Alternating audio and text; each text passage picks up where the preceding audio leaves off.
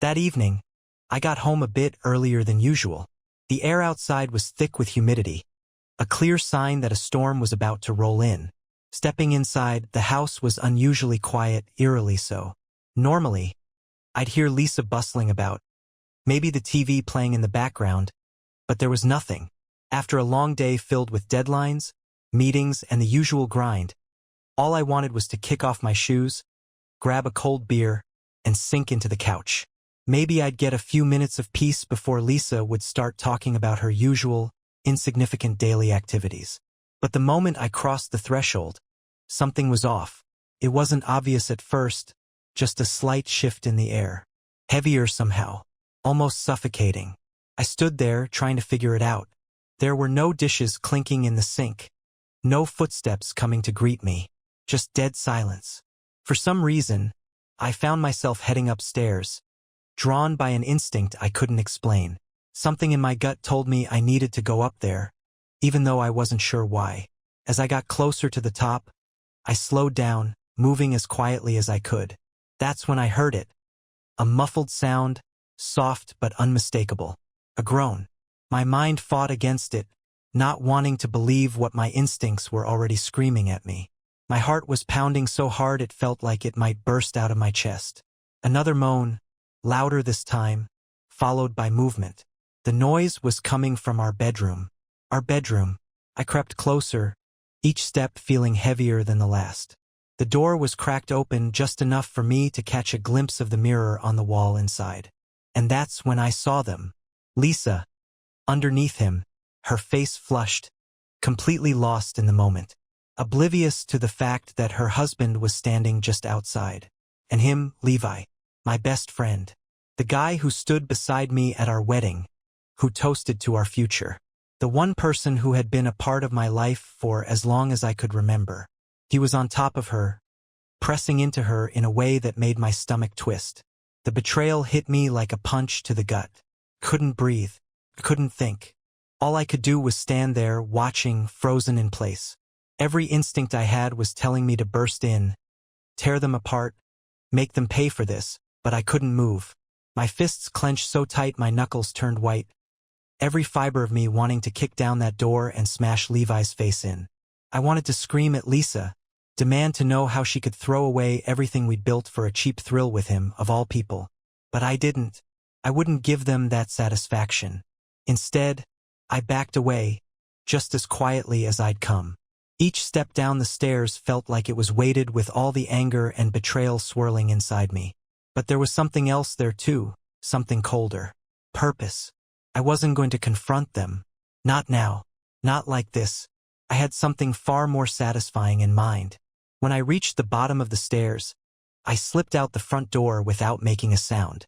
Outside, the world had grown dark, and the first few drops of rain were beginning to fall. I barely noticed. I wandered over to my car, my thoughts consumed by the image of them together. Her face filled with pleasure, his body over hers like he had every right to be there. That kind of betrayal doesn't just break trust, it obliterates it.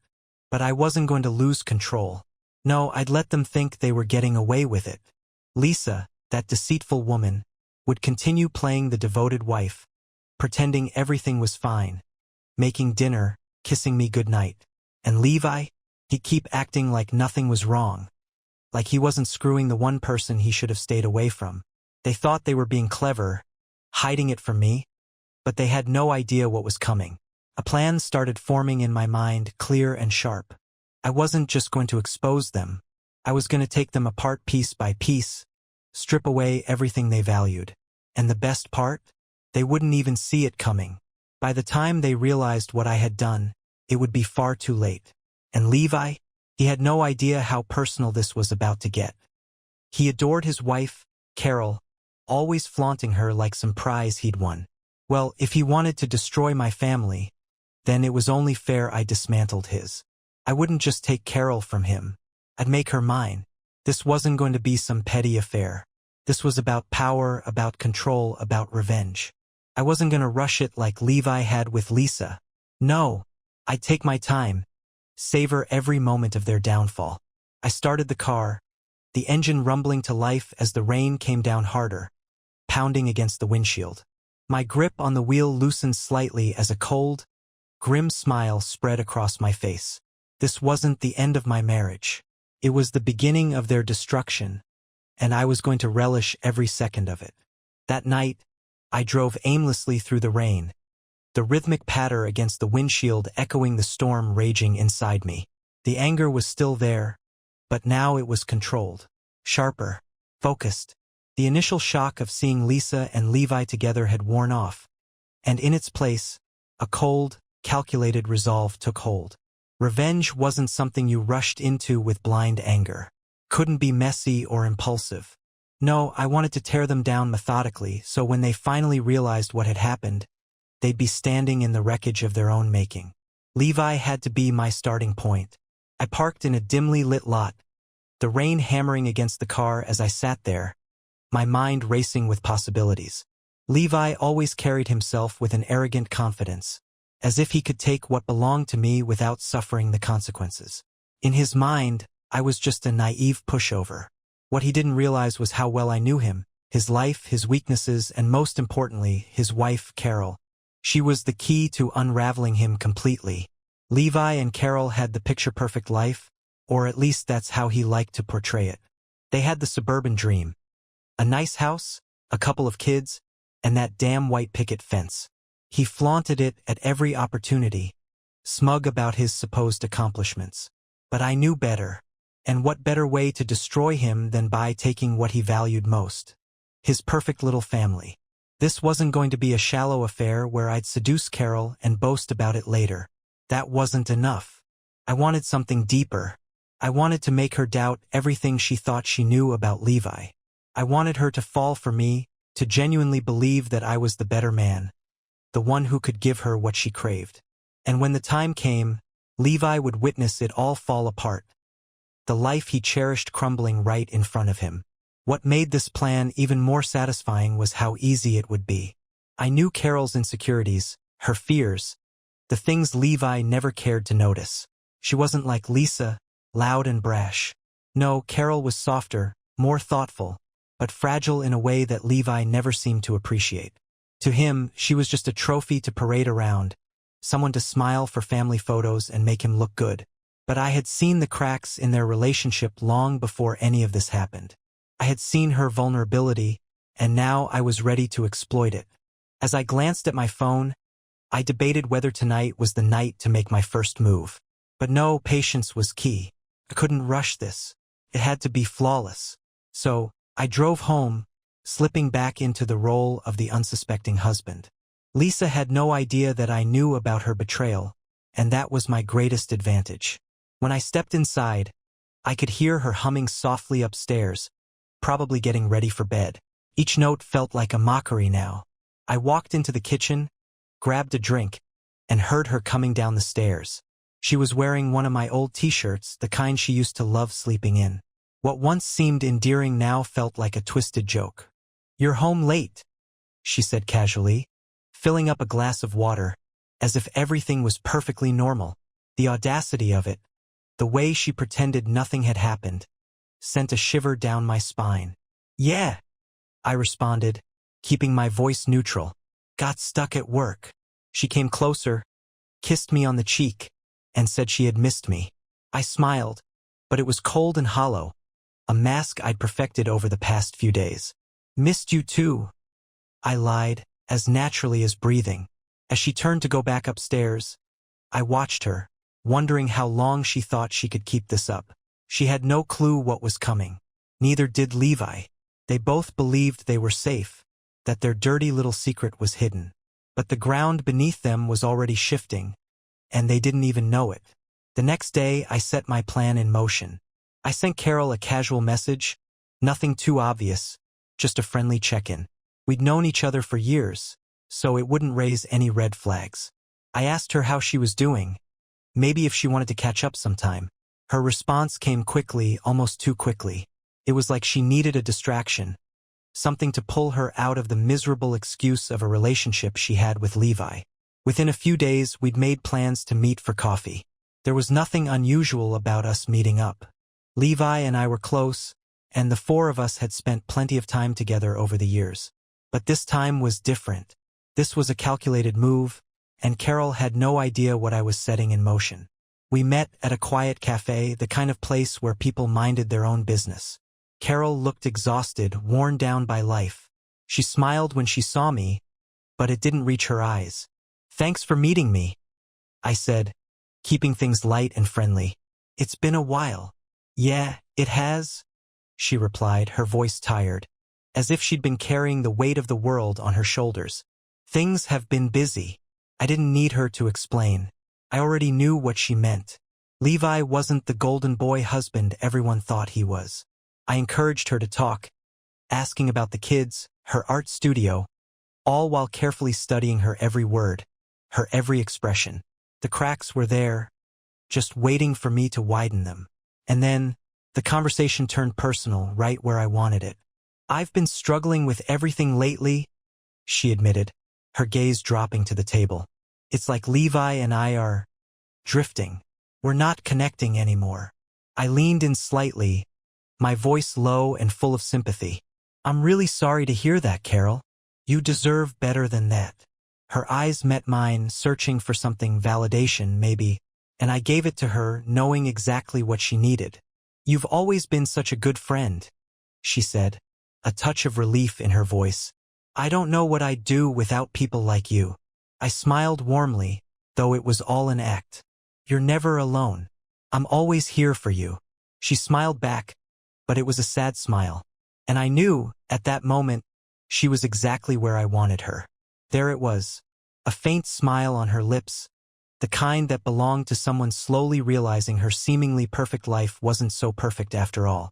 That was exactly what I wanted. I needed to plant the seeds of doubt, to make her question everything she thought she knew. That was my goal from the start. As I left the cafe that afternoon, a surge of satisfaction swept through me. Everything was falling into place, each move calculated. Levi was completely oblivious to the fact that the very woman he was betraying me with would soon be the one to dismantle his entire world. I walked to my car as a light drizzle began to fall, the rain providing a fitting backdrop to the storm I was brewing. This was just the beginning. The day after my meeting with Carol, I felt a thrill beneath the calm exterior I showed to the world. The slow burn of revenge had fully ignited, and there was no turning back now. Levi remained blind, unaware of the trap tightening around him, while Carol had started to see me as more than just her husband's friend. It was subtle, which was exactly how I wanted it. She needed to trust me, to believe that I understood her in ways Levi never would. Meanwhile, Lisa continued to play her part, blissfully unaware of the shifting ground beneath her feet. She still texted me throughout the day with her usual mundane nonsense. Grocery lists, weekend plans. Totally unaware that I knew where her thoughts really wandered when I wasn't around. But soon, she would realize just how wrong she was. It was a Thursday night, about a week after I'd had coffee with Carol, when I decided it was time to step up my plan. Levi had mentioned he'd be working late, caught up in some big project that was likely just an excuse for his other activities. But tonight, my focus wasn't on Lisa, it was on Carol. I made my way to their house, the perfect excuse already crafted in my mind. I dropped by unannounced, playing the concerned friend role. Carol had opened up to me during our last conversation, venting her feelings of neglect. I knew she'd welcome the visit, maybe even appreciate the company. As I pulled up in front of their two-story house, the rain began to fall harder, the streetlights reflecting off the slick pavement. Through the living room window, I saw the soft flicker of the TV, a cozy scene behind the curtains. It felt almost too easy. I knocked on the door, making sure my demeanor was casual and relaxed. A moment later, Carol answered, surprise flashing across her face. "Oh, hey," she said, stepping aside to let me in. "I didn't expect to see you." Genuine surprise laced her voice. I shrugged, brushing the rain off my jacket with a nonchalant smile. "Yeah, I thought I'd swing by and check in. Just happened to be in the neighborhood." It was a lie, of course. I hadn't been anywhere near their neighborhood. But the look in her eyes told me she didn't care. She seemed genuinely happy to see me, even if she didn't fully understand why. "Levi isn't home," she said, her voice tinged with a hint of apology. I know, I replied, keeping my tone casual. I'm here for you. That caught her off guard. I saw the flicker of uncertainty in her eyes before she quickly masked it with a smile. She led me into the living room. Can I get you something to drink? She asked, her voice light but with a touch of nervousness. Wine would be great, I said, settling into the couch as she disappeared into the kitchen. I listened to the sounds of glasses clinking and the fridge door opening and closing. When she came back, she handed me a glass of red wine and sat down next to me, closer than usual. How have you been holding up? I asked, keeping my voice low and filled with warmth, the perfect image of concern. Carol let out a sigh, staring down at her wineglass. It's been hard, she admitted. Levi has been so distant, and sometimes it feels like he just doesn't care anymore. I nodded, pretending to empathize. You're not wrong to feel that way, I said softly. You know how Levi can be. He doesn't always appreciate what he has. She looked up at me then, her eyes searching mine, as if looking for reassurance, for validation. And I gave it to her, knowing full well it was what she craved. You've always been so good to us, she said quietly, her voice almost trembling. I don't know what I'd do without friends like you. I let the moment hang between us, the weight of her words sinking in. Then, I reached over and gently placed my hand on her knee. You deserve more than this, Carol, I whispered, my voice soft but steady. You deserve someone who truly values you. Her breath hitched, and for a second, she didn't move. She just sat there, staring at me, the uncertainty in her eyes slowly giving way to something deeper. The air around us thickened with tension, the space between us shrinking. I don't know what to do, she murmured, her voice shaking slightly. I do, I said, leaning in just enough to make my intentions clear, but not crossing that line, at least not yet. You deserve better than what Levi gives you. You know that, don't you? Her eyes dropped to where my hand rested on her knee, and I could see the internal struggle she was going through. She was torn between the loyalty she felt for Levi and the desire for something more, something Levi wasn't giving her. I shouldn't, she began, her voice barely above a whisper, but I gently interrupted her. I'm not asking for anything, Carol, I said, my voice calm, soothing. I'm just telling you the truth. She hesitated, her breath shallow, and for a moment, I thought she might pull away. But then, slowly, she leaned toward me, her lips parting slightly, her eyes fluttering shut. It would have been so easy to kiss her right then, to take that final step. But I didn't. Not yet. This wasn't about rushing. It was about control, about making her want it, making her come to me when she was ready. That's where the true power lay. I leaned back slightly, creating some space between us, watching the confusion play out on her face. She wasn't sure what had just happened, or how to feel about it. But that was exactly what I wanted. I should get going, I said casually, letting the air between us stay charged with just enough tension to keep Carol unsettled. She blinked, as if she'd just woken from a trance. Yeah, maybe that's for the best, she murmured. I stood slowly, deliberately placing my glass on the coffee table. We'll talk soon, I said, offering her a smile, one that hinted at secrets unspoken. And remember, I'm here for you. As I stepped out of her house, I could feel her gaze lingering on my back, the weight of our conversation still hanging thick in the room. Carol was teetering on the edge, caught in the fragile space between loyalty and temptation. All she needed was a little nudge, and I'd be there when she fell.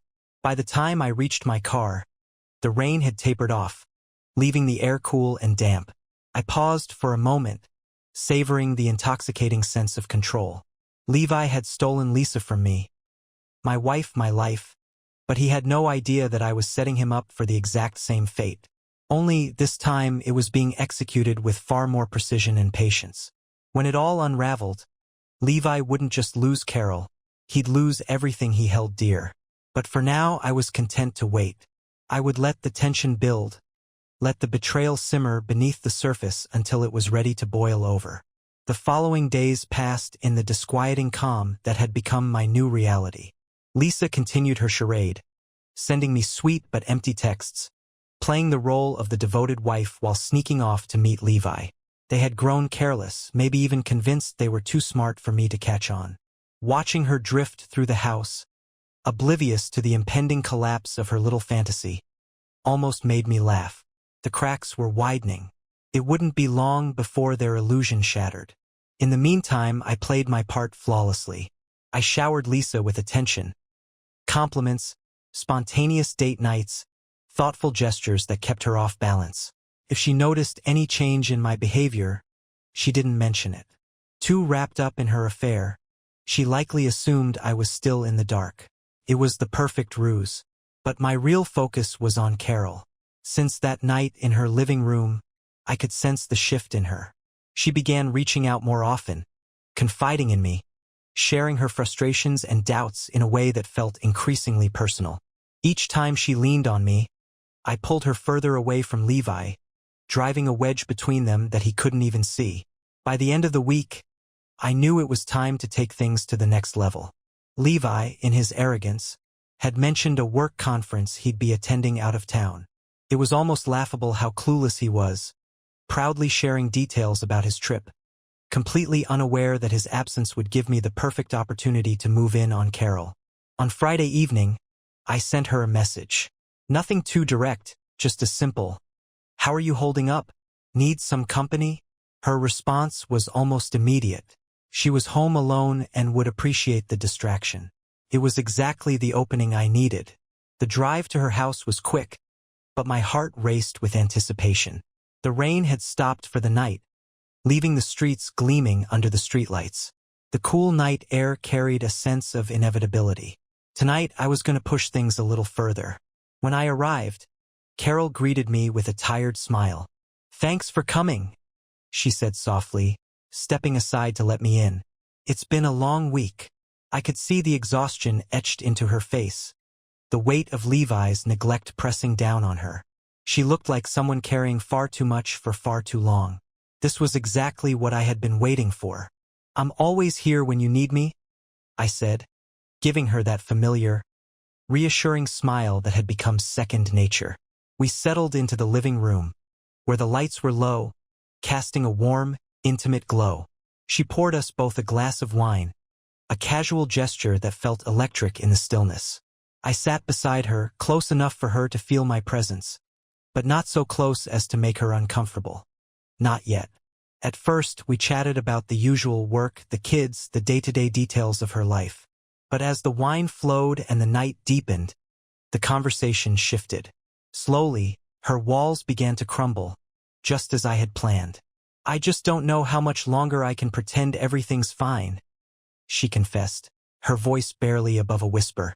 "Levi is never around, and when he is, it's like he's not really there. I feel like I'm losing him, or maybe I've already lost him." Her words hung in the air, thick with emotion. This was the moment I had been waiting for, the crack in her armor. I reached out, gently placing my hand over hers, my touch deliberate but soft. "You haven't lost him, Carol," I said quietly.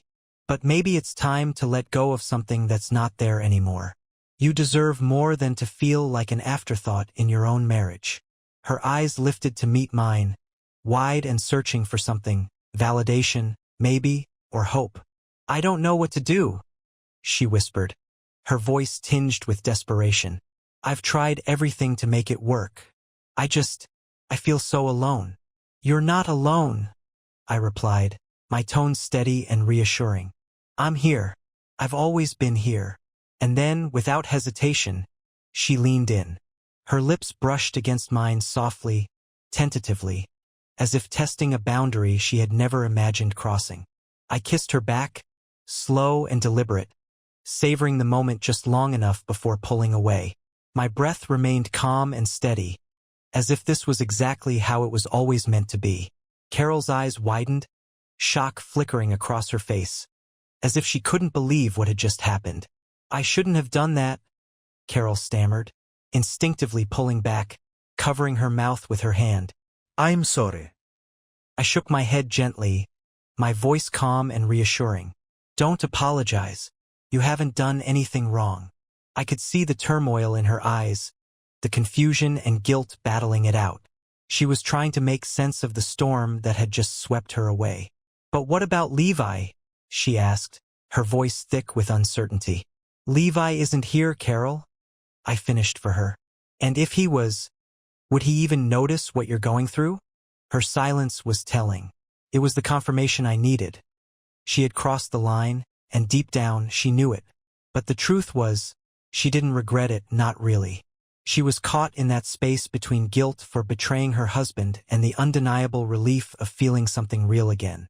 "I don't know what I'm doing," she admitted, tears welling up in her eyes. "I just feel so lost." I took her hand in mine, squeezing it softly. "You're not lost, Carol. You're just starting to see things as they really are." The silence between us stretched, thick with unspoken truths. She stood on the edge of a new reality, balancing between the life she had always known and the possibility of something that could finally fill the void Levi had left behind. I was right there, waiting to catch her when she fell. This time, when she leaned in, there was no hesitation. Her kiss carried a sense of urgency, a quiet desperation that had been simmering inside her for far too long. I wrapped my arms around her, pulling her closer, feeling the warmth of her body against mine. The weight of our choices melted away in that moment. Neither of us was thinking about Levi, and I certainly wasn't thinking about Lisa. The kisses deepened, evolving from soft, gentle brushes to something more deliberate, a slow but certain exploration. My hands traveled to her waist, drawing her closer, while hers moved up my chest, gripping my shirt as if to anchor herself in this new reality. Carol pulled back slightly, breathless, her eyes dark with the conflict of her desires. "I don't know if we should," she began, but I silenced her with another kiss, slow and purposeful, letting her feel the safety in my touch. "We're already here, Carol," I murmured. Whatever hesitation remained crumbled as she kissed me again, this time deeper, more certain. Her defenses were gone, her walls down, and she surrendered fully to the moment. We moved together, neither of us rushing, but both fully aware of where this was heading. As I kissed her neck, I felt her body respond, arching toward mine, her breath catching in her throat.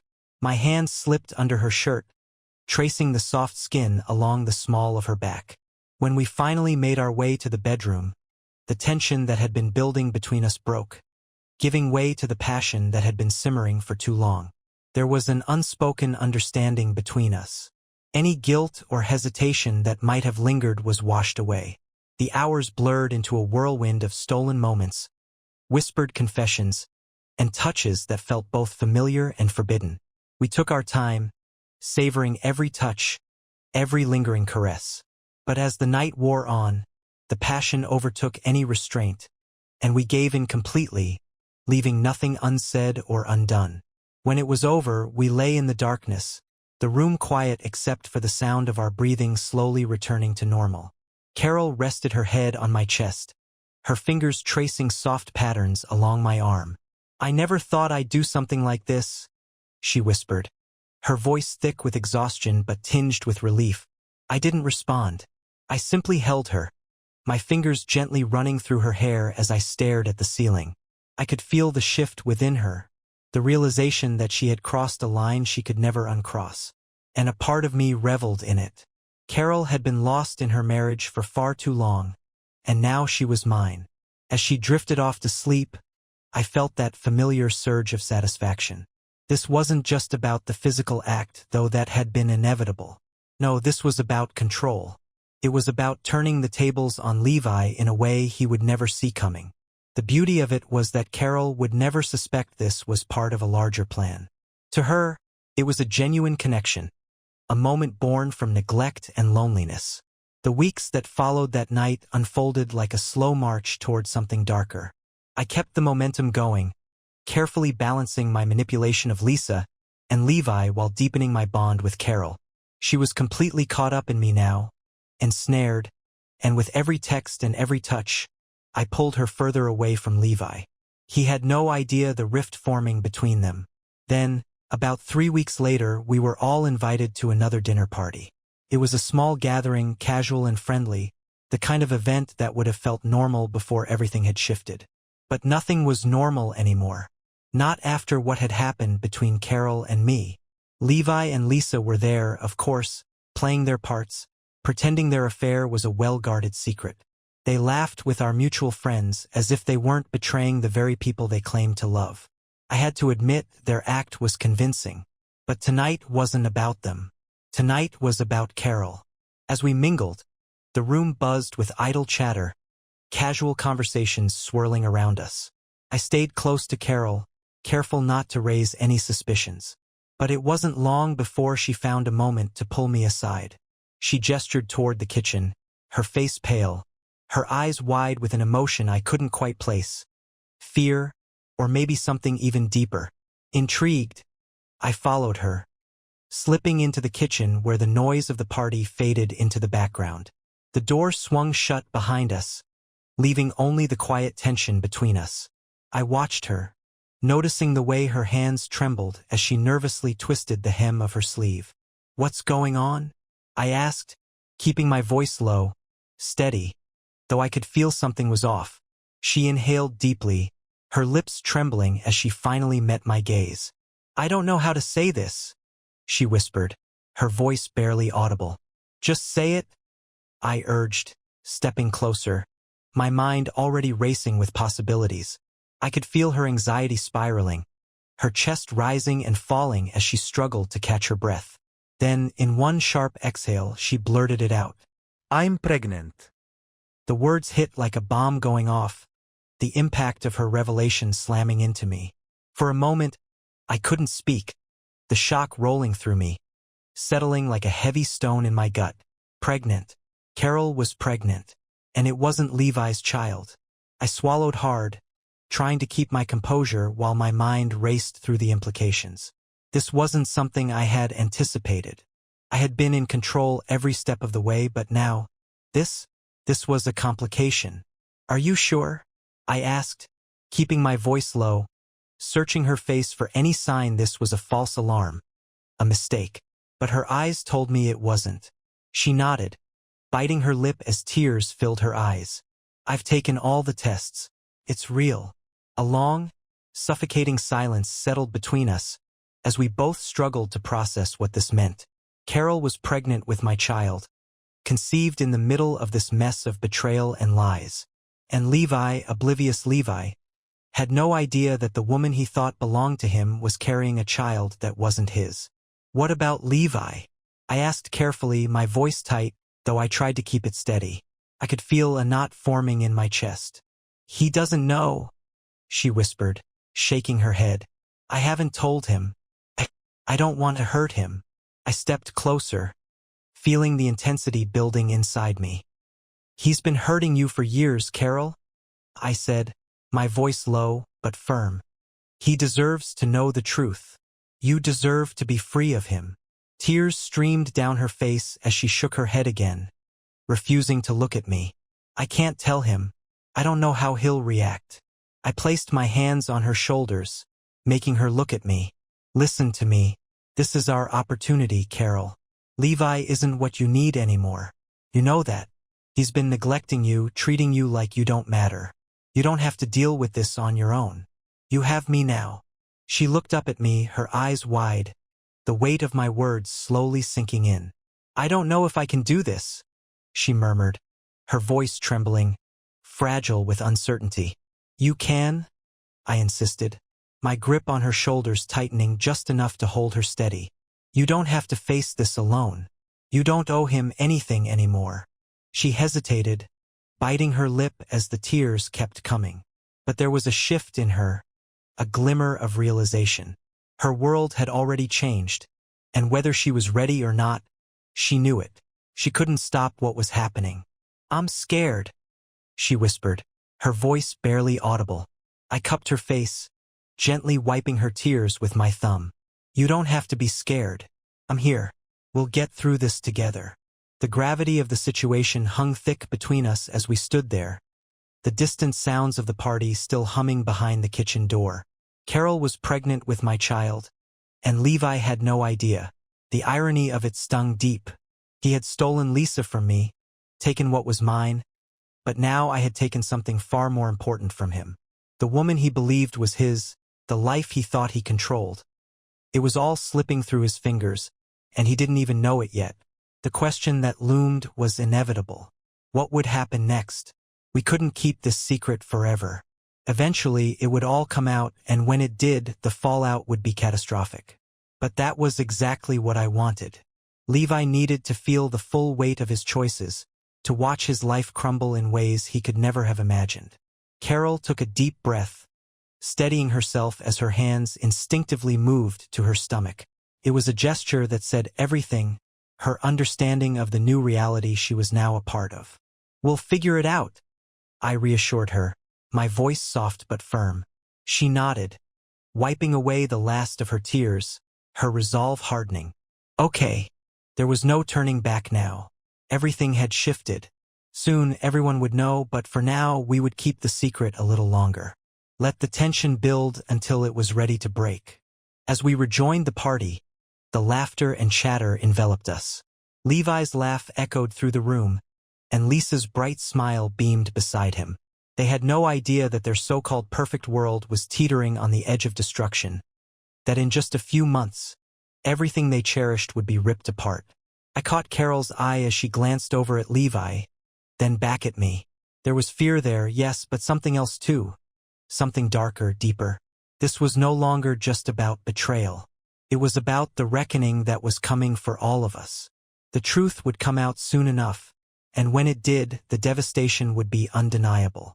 I would stand in the middle of the wreckage, watching as everything Levi and Lisa held dear was reduced to nothing but ashes. The real story was just beginning. Trust me, the next chapter will make this one look like a fairy tale.